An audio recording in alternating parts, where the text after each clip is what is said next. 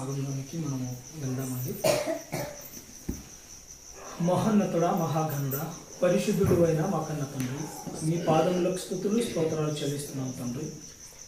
ఇప్పటి వరకు తండ్రి మమ్మల్ని అందరినీ మీ కృపతో జ్ఞాపకం చేసుకుని సజీవుల లెక్కలో ఉంచి మీ పాద సన్నిధానములో తండ్రి మమ్మల్ని ఈ విధముగా నడిపించిన మీ కృపను బట్టి మీకు స్తోత్రం నాయన ప్రభా. ఇప్పటి వరకు తండ్రి చక్కని పాటలు పాడుకొనగలిగే భాగ్యాన్ని మా అందరికీ మీరు దయచేశారు తండ్రి, మీకు స్తోత్రం నాయన. ఈ కొద్దిసేపు తండ్రి మరి ముందుగా మీ కుమారుని నిలబెట్టుకొని మీ విలువైనటువంటి మాటలు మా ద్వారా మీరు మాట్లాడారు తండ్రి, మీకు స్తోత్రం నాయన.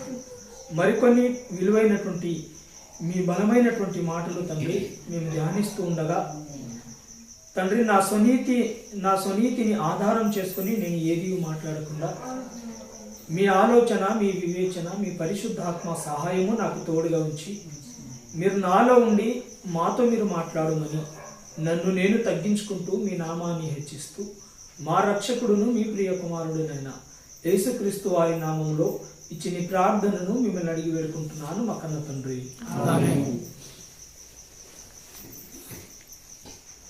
యేసుక్రీస్తు నామంలో మనందరి తండ్రి అయిన దేవాది దేవునికి ముందుగా నా హృదయపూర్వకమైన వందనాలు తెలియజేసుకుంటూ మన మధ్యలో దైవ సేవకులకు మరి కూడి వచ్చిన మీ అందరికీ కూడా యేసుక్రీస్తు వారి నామంలో నా శుభాభివందనములు తెలియజేసుకుంటున్నానండి. మరి మంచిది, ఈ సమయంలో కొద్దిసేపు మనము దేవుని యొక్క విలువైనటువంటి మాటలు జాగ్రత్తగా విందాం. వింటున్నటువంటి మాటలు పరిశుద్ధ గ్రంథంలో అలా ఉన్నవో లేవో అని మీరు జాగ్రత్తగా పరిశీలించాలి. ఏమండి, నా దగ్గర బైబిల్ ఉంది, మీ దగ్గర బైబిల్ ఉందా లేదా? ఉంది. ఇప్పుడు వాక్యం చెబుతుంది నేను కదా, మరి మీ దగ్గర బైబిల్ ఎందుకు ఉండాలి చెప్పండి? ఇప్పుడు నేను చెప్పేది అందులో ఉందో లేదో చూసుకోవలసినటువంటి బాధ్యత ఎవరిది? మీది కదా. అలాగన్నప్పుడు వింటున్నటువంటి వాక్యాన్ని మనము ఏ ఆలోచనతో వింటున్నాం, చెప్పేవారు ఏ విధముగా చెబుతున్నారు, అందులో ఉందా లేదా అన్నటువంటి ఒక విషయాన్ని మనము ఎప్పుడు కూడా మర్చిపోకూడదు. నేను చెప్పినా ఇంకెవరు చెప్పినా చెప్పే వ్యక్తులను మీరు చూడకూడదు, కానీ మీ యొక్క మనసు వాక్యము మీద పెట్టి వాక్యం మనతో ఏం మాట్లాడుతుంది అన్నటువంటి విషయాన్ని మాత్రం మీరు మర్చిపోకూడదు. కనుక ఈ సందర్భంలో కొన్ని విషయాలు మాట్లాడుకుందాం. డిసెంబర్ 31 నైట్ రోజున సమాజంలో లేదా లోకంలో మీరు ఏ చర్చ్ దగ్గరికి వెళ్ళి చూడండి, చర్చ్ మొత్తం హాల్ నిండిపోతుందండి. నిండుతుందా లేదా? నిండిపోతుంటుంది. మీరు ప్రపంచంలో ఎక్కడ ఏ చర్చికి వెళ్ళినా డిసెంబర్ 31 నైట్ చర్చ్ మొత్తం నిండిపోతుంటారండి. ఆ చర్చిలో కొంతమంది బ్యాచ్ ఉంటారు, సంవత్సరం అంతా కూడా చర్చికి రారు, కానీ ఆ ఒక్కరోజు మాత్రం వస్తారండి. ఏ రోజు అది? డిసెంబర్ 31 నైట్ రోజు మరి దేవుని యొక్క మందిరానికి వాళ్ళు వస్తుంటారు. మరి సంవత్సరం అంతా రాలేదు కదా, మరి 31 నైటే ఎందుకు వచ్చారంటే ఆ రోజు ఏమిస్తారండి చర్చిలో? ఇందాక సహోదరులు దేని గురించి మాట్లాడడం, వాగ్దానాలను తీసుకొనుటకు వస్తుంటారు. అయితే పరిశుద్ధ గ్రంథంలో వాగ్దానాలు అనేటివి ఒక జనాలకి చేసినట్టుగా మనకు కొన్ని వాగ్దానాలు కనిపిస్తుంటాయి. ఒక వ్యక్తికి చేసినట్లుగా కొన్ని వాగ్దానాలు మనకు కనిపిస్తుంటాయి. ఆరిన నేల మీద బ్రతుకుతున్న ప్రతి మనిషి కొరకు చెప్పిన వాగ్దానాలు కూడా మనకు కనిపిస్తుంటాయి. అయితే వాగ్దానాలు సహజంగా ఆ 31 నైట్ అందరూ తీసుకుంటారా, కొందరు తీసుకుంటారా చెప్పండి? అందరూ తీసుకుంటారు. అంటే సంవత్సరం అంతా చర్చకు వచ్చిన వాళ్ళు తీసుకుంటారు. సంవత్సరంలో ఏ రోజు కూడా రాలేదు, కానీ 31 నైట్ రోజే వచ్చాడు, ఆయన కూడా తీసుకుంటాడు. తీసుకుంటాడా లేదా? తీసుకుంటాడు. రైట్. అయితే ఒక తాగుబోతోడు సంవత్సరం అంతా చర్చకు రాలేదు, కానీ ఆ 31st నైట్ రోజా వచ్చాడు. ఆయనకి ఎలాంటి వాగ్దానం వచ్చిందంటే నీ రాకపోకల యందు యెహోవా నిన్ను కాపాడును అని వచ్చిందండి. మీరు ఆలోచించండి, ఇప్పుడు నీ రాకపోకల యందు యెహోవా నిన్ను కాపాడను అని వచ్చింది. మరి ఈయన సంవత్సరం అంతా చర్చికి రాలేదు కదా, ఈ వాగ్దానం ఆయనకు సరిపోతుందా? ఈ వాగ్దానము ఆయనకు సరిపోతుందా? మీరు ఆలోచించండి ఒకసారి. ఇప్పుడు దేవునిని నమ్ముకున్నాడు ఆయన? లేదు. సంవత్సరం అంతా దేవుని మందిరానికి వచ్చాడా? దేవుని వాక్యాలను విన్నాడా? దైవ సేవకులను గౌరవించాడా? లేదా దైవ సేవకులకు సహకారిగా ఉన్నాడా అని అంటే అది లేదు. ఊరు మీద తాగి తిరిగాడు. ఆ రోజు వచ్చేసరికి నీ రాకపోకలని యెహోవా నిన్ను కాపాడునని వచ్చిందండి. ఇప్పుడు దేవుని కొరకు ఏం బ్రతికాడని ఆయనకు ఆ వాగ్దానం సెట్ అవుతుంది చెప్పండి. పోన్లేండి బ్రదర్, సంవత్సరం అంతా ఆయన రాలేదు, ఆయనకి ఏదో వచ్చింది, పొరపాటున వచ్చింది అనుకుందాం, మనకు సరిపోతుంది కదా అని అంటారా? మేము ప్రతి సంవత్సరం దేవుని యొక్క మందిరానికి వస్తున్నాం, పాటలు పాడుతున్నాం, ప్రార్థన చేస్తున్నాం, ఉపవాసాలు ఉంటున్నాం, ఆ యొక్క వాగ్దానము మనకు సరిపోతుందని అంటారా? ఆలోచించండి. ఎందుకంటే అదే విధంగా నేను వాగ్దానాలు తీసుకున్నవాడినే, మీకు వాగ్దానాలు తీసుకోకండి అని అప్పుడే నేనేం చెప్పలేదు. అలాగని ముందు చెప్తారా అనే ఆలోచనలో మీరు ఉండకండి. దేవుడు మన అందరి నిమిత్తం ఒక వాగ్దానం చేశాడు. ఆ వాగ్దానం 100% మనం అందరం పొందుకోవాలి కదా. అయితే అబ్రహాం గారి యొక్క జీవితంలో కొన్ని వాగ్దానాలు చేశాడండి. అబ్రహాం గారి యొక్క జీవితంలో కొన్ని వాగ్దానాలు చేశాడు. ఆ వాగ్దానాలను మనం జాగ్రత్తగా ఆలోచిద్దాం. ఆదికాండము 18వ అధ్యాయము. ఆదికాండము 18వ అధ్యాయము 10వ వచనం చూద్దాం.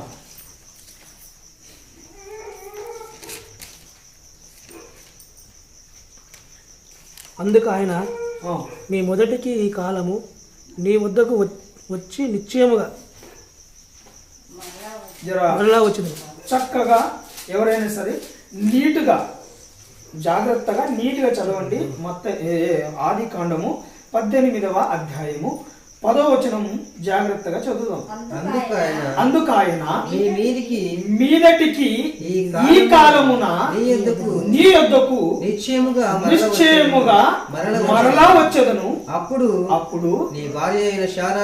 నీ భార్య అయిన శారాకు ఒక కుమారుడు కలుగునని చెప్పెను. ఎవరితో మాట్లాడుతున్నారు? ఇది దేవుని యొక్క వాక్కు అబ్రహాము గారితో మాట్లాడుతుంది. అదేంటండి, దేవదూతలు కదా అని అంటే, వాళ్ళు తీసుకొచ్చినటువంటి వార్త ఎవరిది? దేవునిది. కనుక దేవుని యొక్క వాక్కు ఎవరితో మాట్లాడుతుంది? అబ్రహాము గారితో మాట్లాడుతుంది. మీదటికి ఈ కాలమున నేను మరలా వస్తాను, నీకు కుమారుడు కలుగును అని చెప్పాడు. ఇంతకీ దేవుని వాక్కు అబ్రహాము గారితో మాట్లాడుతుంది.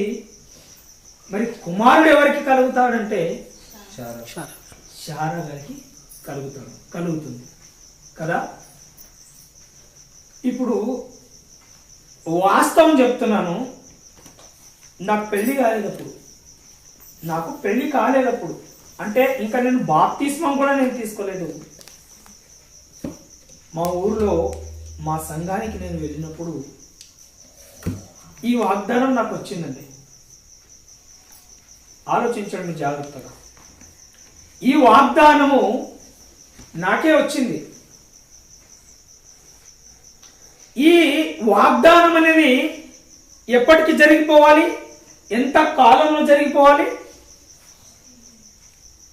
ఏమని చదువుకున్నాం మనం? ఒకసారి చదవండి మరలా ఒకసారి.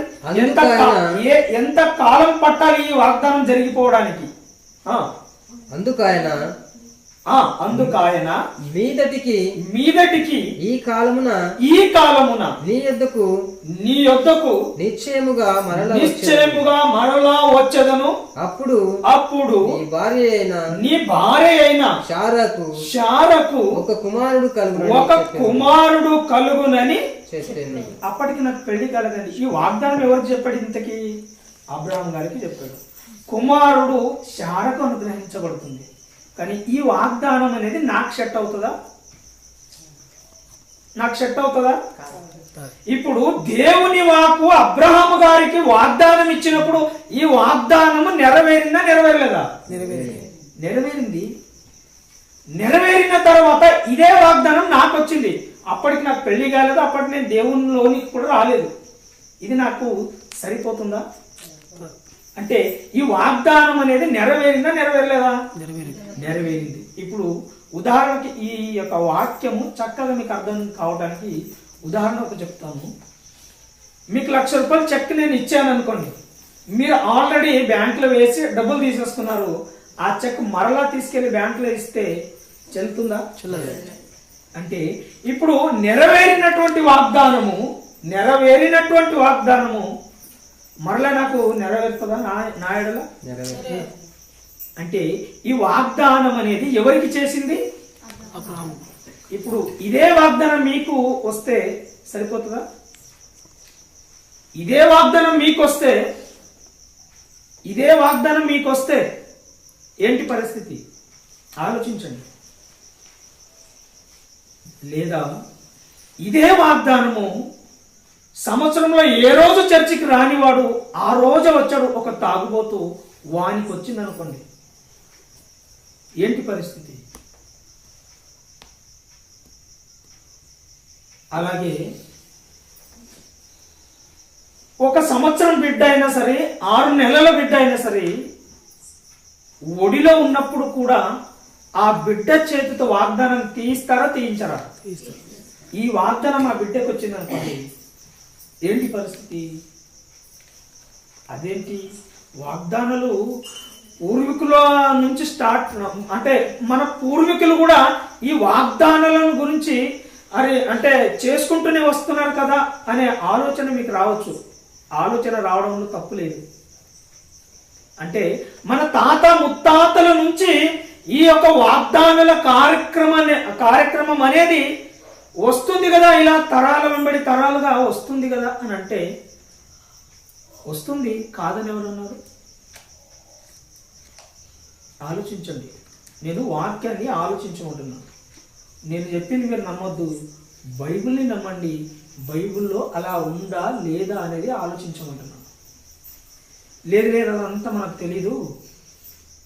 అబ్రహాము గారిని దీవించినట్టుగానే దేవుడు మనలను కూడా దీవిస్తాడు అని మనం అనుకుంటే మీకు ఒక విషయాన్ని ఇప్పుడు తెలియజేస్తాను. ఆ విషయాన్ని జాగ్రత్తగా ఆలోచించండి. అదే ఆది కాండము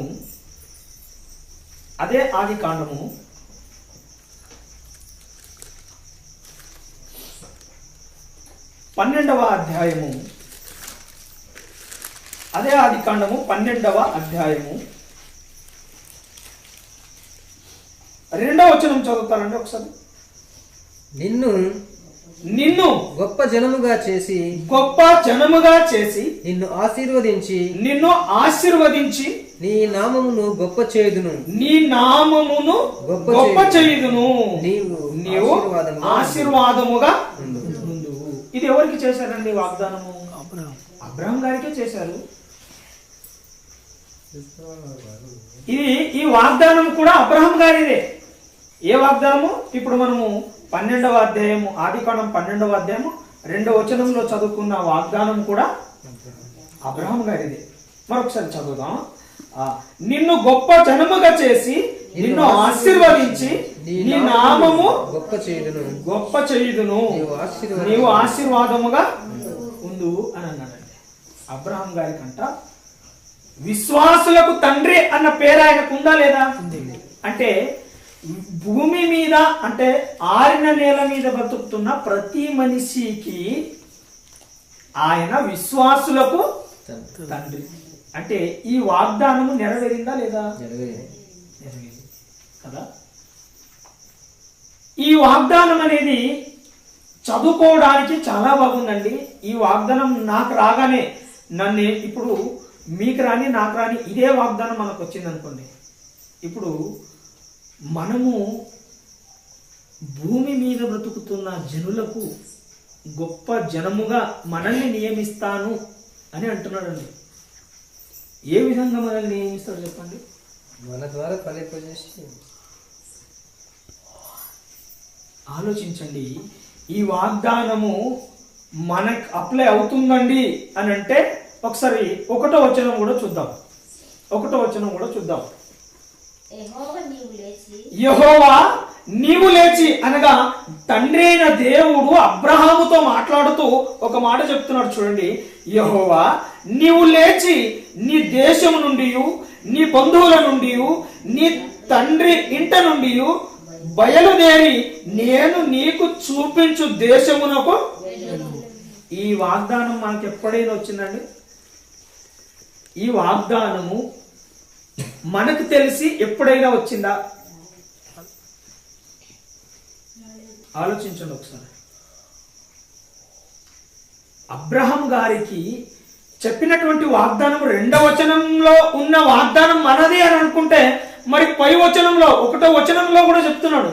ఇప్పుడు నీవు నీ ఇంట నుండి వెళ్ళిపో అనే వాగ్దానం మనకు వచ్చింది. మనం వెళ్తామా చెప్పండి? వెళ్తామా అండి? ఎందుకు వెళ్ళాము? యెహోవా నీవు లేచి, యెహోవా నీవు లేచి అంటే ఎవరిని అంటున్నాడు? అబ్రహాం గారిని అంటున్నాడు. ఇప్పుడు అబ్రహాం గారి ప్లేస్ లో మనం ఉందాం. ఇప్పుడు అబ్రహాం గారి యొక్క ప్లేస్ లో మనం ఉండి ఆ మాటను చదివితే, యెహోవా నీవు లేచి నీ దేశము నుండి అనగా ఇప్పుడు మనందరికీ ఏమంటున్నాడు ఆయన? నీవు లేచి నీ దేశము నుండి అంటే మన దేశం ఏ దేశము? భారతదేశం, ఇండియా. ఇండియా నుంచి నువ్వు లేచి వెళ్ళిపో అంటున్నాడు. వెళ్దామా?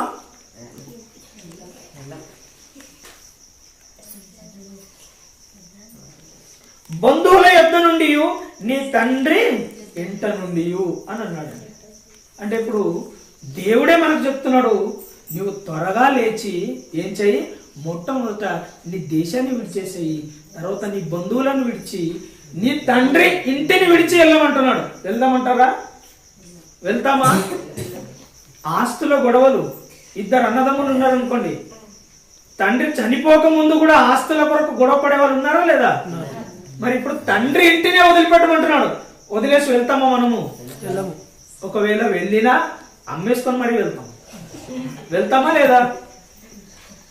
మరి పై వచనం మనకు వర్తించదండి, కింద 2వ వచనమే మనకు వర్తిస్తుంది అని అంటే ఇది ఎంతవరకు రైటో మీరే ఆలోచించండి. అంటే అబ్రహాం గారికి ఇచ్చినటువంటి వాగ్దానము నెరవేరింది. ఈ 2 వాగ్దానాలు చూసుకున్నాం కదా మనం. ఈ 2 కూడా ఆయన జీవితంలో ఏమయ్యాయి? నెరవేరాయి. పాత నిబంధనలో కొన్ని వాగ్దానాలు ఉన్నాయి, కొత్త నిబంధనలో కూడా కొన్ని వాగ్దానాలు ఉన్నాయి. గంట సేపు మాట్లాడదాం అనుకున్నాను ఈరోజు. పాత నిబంధనలో ఉన్న వాగ్దానాలను, మరి కొత్త నిబంధనలో ఉన్న వాగ్దానాలను ఈరోజు గంట సేపు మాట్లాడుకుందాం అనుకున్నాను, కానీ సమయం లేదు. కనుక ఇంకా 15 నిమిషాల్లో నేను ముగించాలి. కానీ ఈ 15 నిమిషాల్లో దేవుడు మనందరికి ఇచ్చిన వాగ్దానం ఏంటో మనం చూసుకోవాలి కదా. చూసుకోవాలి. అయితే ఈ సందర్భంలో యెర్మీయా గ్రంథం ఒకసారి చూద్దాం. యెర్మీయా గ్రంథము 33వ అధ్యాయము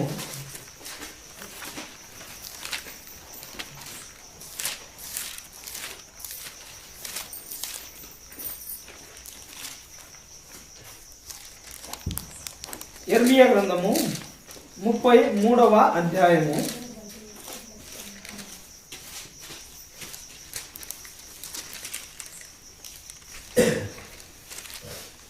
14, 15, 16 వచనం చదువుతారా ఒకసారి?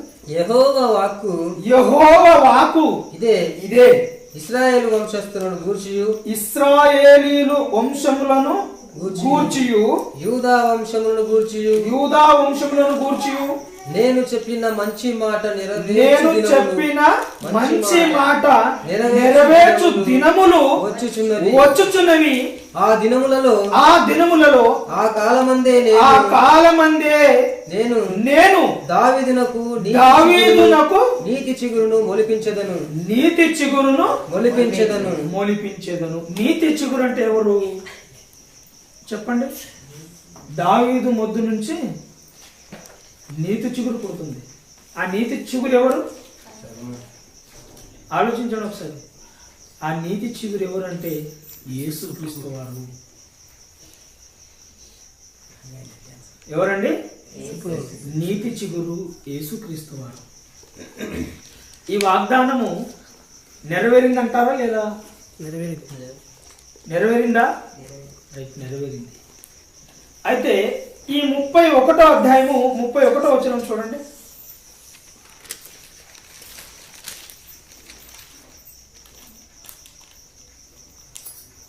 ఇదిగో నేను ఇశ్రాయేలు వారితోను యూదా వారితోను క్రొత్త నిబంధన చేయు దినములు వచ్చుచున్నవి. ఇదే యెహోవా వాక్కు. ఏ దినములు వచ్చుచున్నావంట? క్రొత్త నిబంధన అని అన్నాడండి. క్రొత్త నిబంధన. మనకు బైబిల్లో ఎన్ని గ్రంథాలు ఉన్నాయి?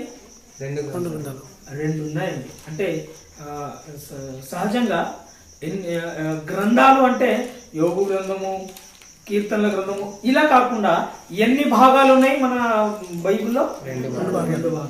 ఒకటి క్రొత్త నిబంధన, ఒకటి పాత నిబంధన. అలాగని అక్కడ నిబంధన అన్నాం కదండి, నిబంధన అని చదువుకున్నాం కాబట్టి కొత్త నిబంధన పాత నిబంధనే కాకుండా ఆలోచించమంటున్నాం జాగ్రత్తగా. అంటే యేసుక్రీస్తు వారు లోకరక్షకుడుగా వస్తాడని మనం ఎన్నిసార్లు చదువుకున్నాం? చాలాసార్లు చదువుకున్నాం. ఇది వాగ్దానమా కాదా? వాగ్దానం. ఈ వాగ్దానం నెరవేరిందా లేదా? నెరవేరింది. ఈ వాగ్దానము కేవలం ఇశ్రాయేలీయుల వారికా లేక అన్యులైన మన అందరికా చెప్పండి? అందరికీ. దావీదు పట్టణమందు నేడు రక్షకుడు మీ కొరకు పుట్టి ఉన్నాడు అని చదువుకున్నాం మనం క్రిస్మస్ నాడు. మీ కొరకు అని చదువుకున్నాం కదా. పుట్టి ఉన్నాడు, మీ కొరకు పుట్టి ఉన్నాడు అని చదువుకున్నాం కదా. అయితే ఇంకొక రెఫరెన్స్ కూడా మనకుంది. యేసుక్రీస్తు అంట అందరికీ ప్రభువు అని అన్నాడండి. అంటే ఇప్పుడు యేసుక్రీస్తు లోకరక్షకుడు. ఈ లోకరక్షకుడు లోకానికి రక్షించడానికి వచ్చినటువంటి ఈయన అందరినీ రక్షించాడు, లోకరక్షకుడుగా వచ్చాడు. ఆయన మనందరికీ మాదిరిగా నిలిచాడు. ఈ వాగ్దానము నెరవేరిందా లేదా? నెరవేరింది. అయితే మనం ప్రతి సంవత్సరం ఒక వాగ్దానం తీసుకుంటాము. తీసుకున్న తర్వాత దానిని చదువుకొని ఈ సంవత్సరము దేవుడు నాకు ఇచ్చిన వాగ్దానము అని అనుకుంటాం. ఈ సంవత్సరము దేవుడు నాకు ఇచ్చిన వాగ్దానం అని మనం అనుకుంటాం కదా.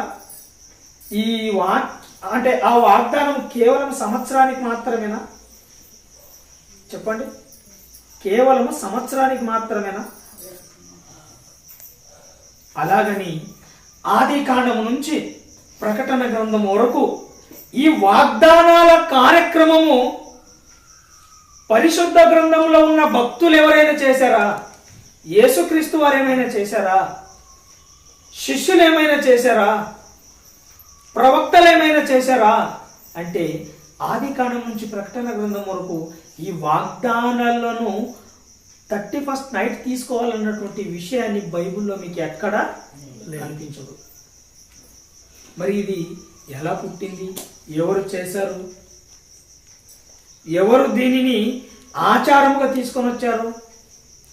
అని మనం ఆలోచిస్తే ఎంత మనం ఆలోచించినా ఇది మాత్రము ఒక మనిషి మెదడులో నుంచి వచ్చినటువంటి ఆలోచనే తప్ప ఇది పరిశుద్ధ గ్రంథంలో ఉన్న వాస్తవం మాత్రం కాదు.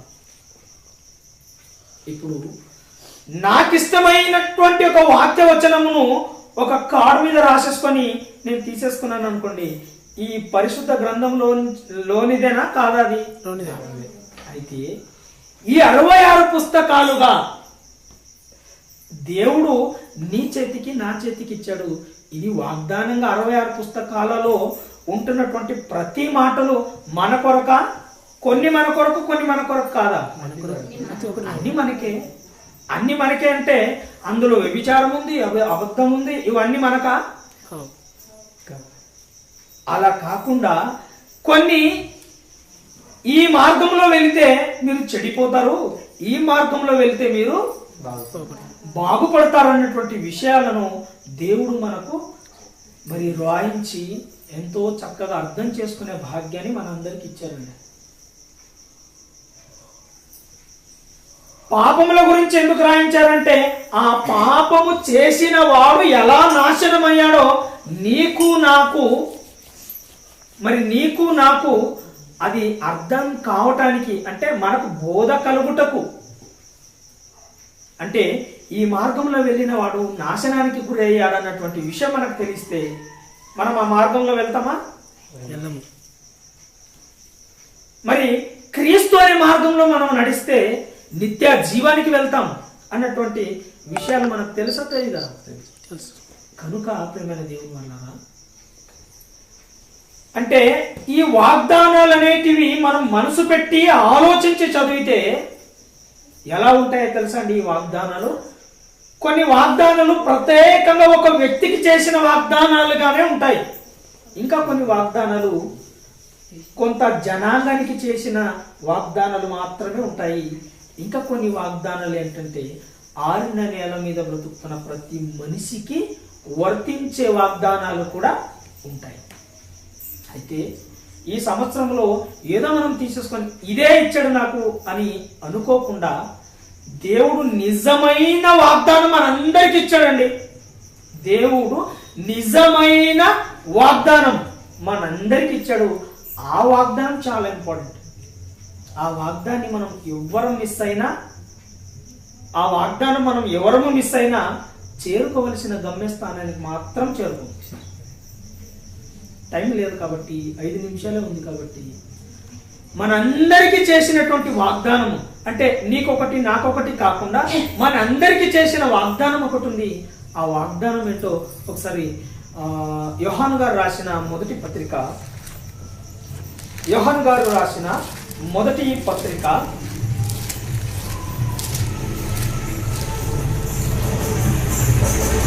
యోహాను గారు రాసిన మొదటి పత్రిక 2వ అధ్యాయము 25వ వచనం చూడండి ఒకసారి.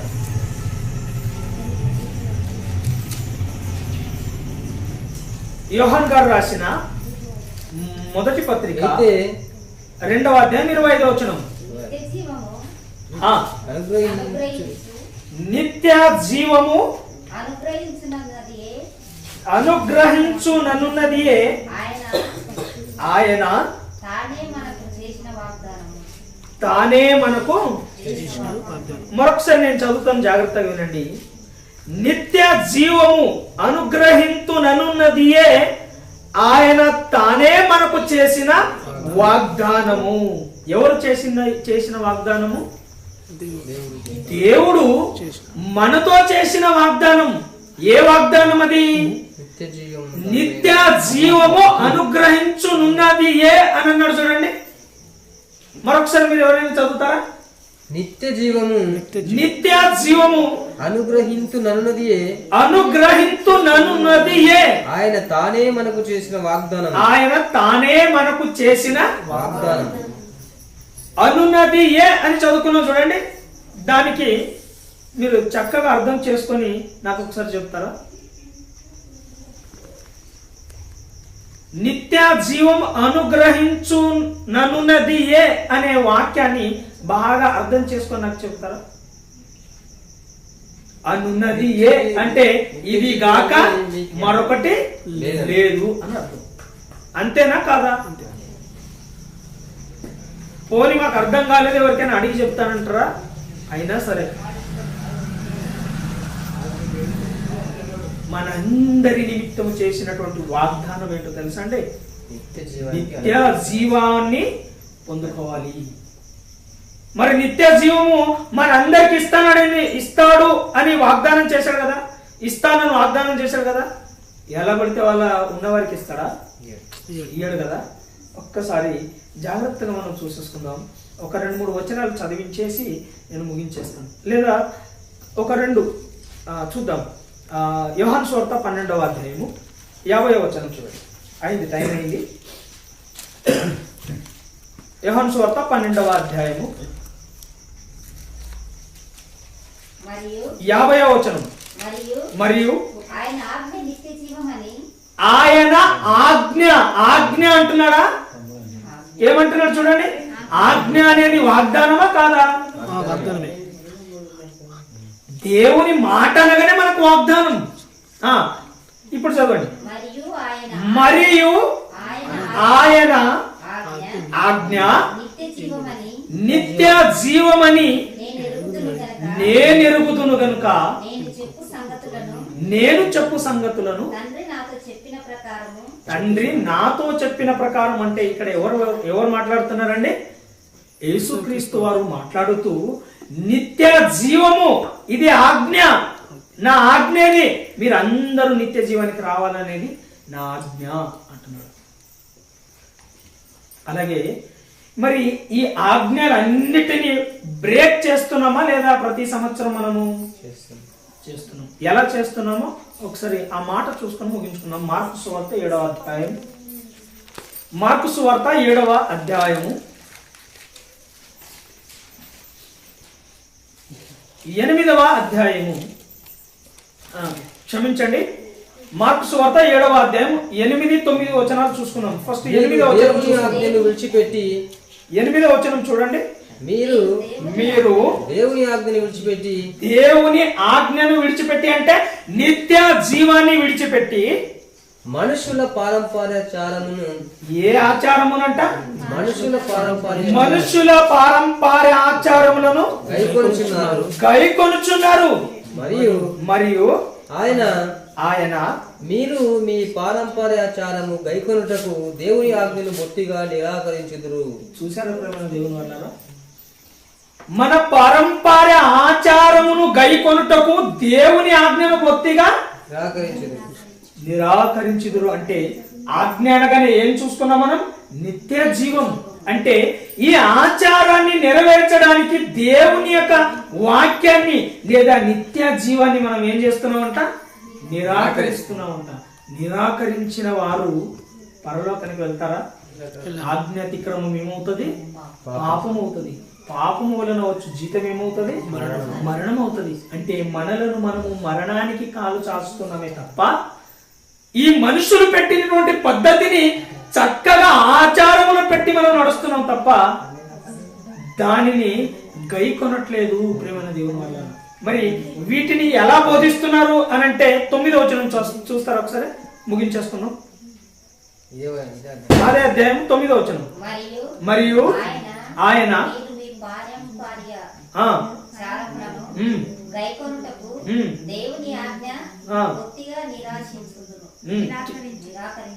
కిందికి వచ్చిన తర్వాత అదే మాటలు ఏముంటదంటే తెలుసా అండి? దేవుని మాటలంట ఎలా బోధిస్తున్నారంట తెలుసా? దేవోపదేశములుగా బోధిస్తున్నారని అదే అధ్యాయంలో ఉంటదండి. దేవోపదేశములుగా బోధిస్తున్నారు అన్నటువంటి విషయాలను, అంటే మనుషులు కల్పించినటువంటి పద్ధతులను ఇది దేవుడే మీతో చెప్పాడు, దేవుడే చేయమన్నాడు అన్నటువంటి విషయాన్ని మనకు ఈరోజు సమాజంలో తెలియజేస్తున్నటువంటి విషయాన్ని మనం అందరము గ్రహించాలి, తెలుసుకోవాలి. కనుక ఇదిగోండి, ఈరోజు పొద్దంతా నేను కూర్చొని రాసుకున్నటువంటి ఇంత మ్యాటర్ను నేను అరగంటలో ఏం చెప్తాను చెప్పండి? అంటే ఇన్ని రెఫరెన్సులు చదువుకొని, ఇన్ని రెఫరెన్సులు రాసుకొని నేను ప్రిపేర్ అయ్యి ప్రిపేర్ అవ్వడానికి పట్టినటువంటి సమయము ఇంచుమించు 4 నుంచి 5 గంటలు నాకు టైం పట్టింది. అంటే కనీసం గంట అయినా చెప్పాలా వద్దా? నేను చెప్పాలి. ఇప్పుడు నేను చెప్పిన విషయంలో సగంలో సగం కూడా చెప్పలేదు ఇప్పుడు మీకు నేను. కనుక వాగ్దానాలు అనేటివి మీరు తీసుకోవాలా తీసుకోకూడదా అని కన్ఫ్యూజన్లో ఉండకుండా దేవుని వాక్యానుసారముగా మనం బ్రతికి ఆ నిత్య జీవం అనేది దేవుడు మన అందరికీ అనుగ్రహించాడు కనుక దేవుడు ఆ నిత్య జీవం అనేది మన అందరికీ వాగ్దానం చేశాడు కనుక ఆ వాగ్దానం చేసినటువంటి ఆ మహాపరలోకానికి మనం అందరము వెళ్ళాలని మీ అందరికీ నేను మనస్ఫూర్తిగా కోరుకుంటూ ఈ మాటలను ముగిస్తున్నాను. చిన్ని ప్రార్థన చేసుకుందాం. మహోన్నతుడా, మహాగణుడా, పరిశుద్ధుడు అయిన మా కన్న తండ్రి, మీ పాదములకు స్తుతులు స్తోత్రాలు చెల్లిస్తూ ఉన్నాం తండ్రి. ఈ సమయంలో తండ్రి మీ విలువైనటువంటి మాటలను మరి తండ్రి ధ్యానించే కృపను మాకు ఇచ్చారు తండ్రి. మీకు స్తోత్రం నాయన ప్రభా. మా సునీతిని ఆధారం చేసుకొని మేము ఏది మాట్లాడకుండా ఒకవేళ ఆ రీతిగా మేము మాట్లాడినట్లయితే దయతో మమ్మల్ని మన్నించి క్షమించమని వేడుకుంటున్నాం తండ్రి. వింటున్నటువంటి ప్రతి మాటలు తండ్రి మా హృదయంలో నాటబడి మేము వాగ్దానాలు తండ్రి తీసుకొని వాటిని తండ్రి ఆచారంలో పెట్టక తండ్రి ఈ 66 పుస్తకాలలో రాయించిన ప్రతి మాట నా కొరకేనని మేము గ్రహించి తండ్రి సత్యాన్ని తెలుసుకొని సత్య మార్గంలో మేము నడుస్తూ మీరున్న మహాలోకము తండ్రి మాకు వాగ్దానముగా మీరు ఇచ్చారు తండ్రి. మీకు స్తోత్రం నైనా. ఆ యొక్క వాగ్దానము చేసినటువంటి ఆ యొక్క మహాపరలోకానికి తండ్రి మేము అందరము అంటే ఆ నిత్య జీవానికి మేము అందరము చేరుకుంటాం తండ్రి. మీ విలువైనటువంటి మాటలతో మమ్మల్ని బలపరిచిన మీ కృపను బట్టి మీకు స్తోత్రం నైనా తండ్రి. అదే విధంగా దేనికి యోగ్యత లేని నన్ను మీ కృపతో జ్ఞాపకం చేసుకుని తండ్రి మీ విలువైనటువంటి మాటలు అందించుటకు తండ్రి మీకు పాత్రగా నన్ను వాడుకున్నందుకై మీకు కృతజ్ఞతాస్తుతులు చెల్లిస్తూ నన్ను నేను తగ్గించుకుంటూ మీ నామాన్ని హెచ్చిస్తూ మా రక్షకుడును మీ ప్రియ కుమారుడునైన యేసుక్రీస్తు వారి నామంలో ఈ చిన్ని ప్రార్థనను మిమ్మల్ని అడిగి వేడుకుంటూ ఉన్నాము మా కన్న తండ్రి. ఆమేన్. అందరికీ వందనాలు.